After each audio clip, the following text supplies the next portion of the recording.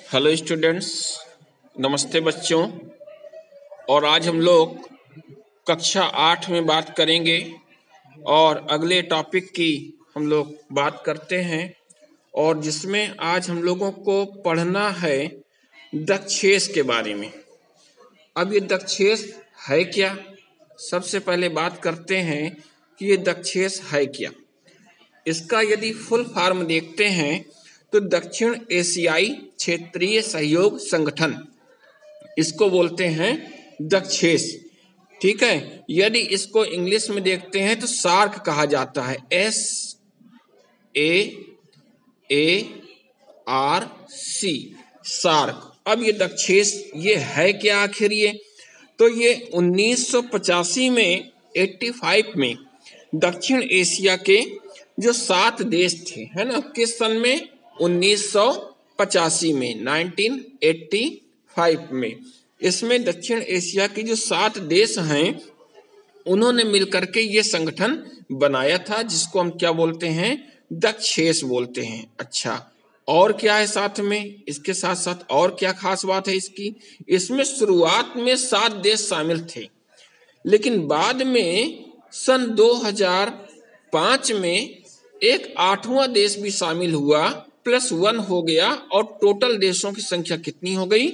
8 हो गई। अब जो 8 देश हैं उसमें कौन सा 8वां देश था? अफगानिस्तान था, है ना।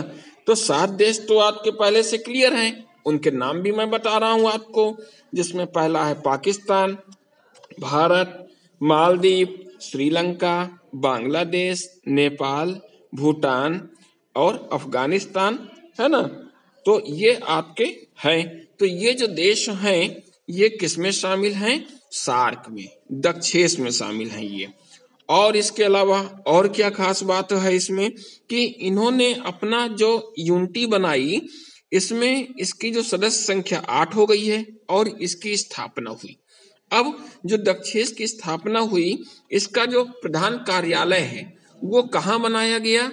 नेपाल में बनाया गया। अब नेपाल में कौन सी ऐसी जगह है? तो नेपाल की राजधानी क्या है? नेपाल की राजधानी है काठमांडू। तो काठमांडू में दक्षेस का क्या बनाया गया? प्रधान कार्यालय बनाया गया। और अब इसका उद्देश्य क्या था? दक्षेस का उद्देश्य। तो अब बात करते हैं हम लोग दक्षेस के उद्देश्य की बात करेंगे। दक्षेस जो दक्षिण एशियाई क्षेत्रीय सहयोग संगठन है और इसके आखिर उद्देश्य क्या थे?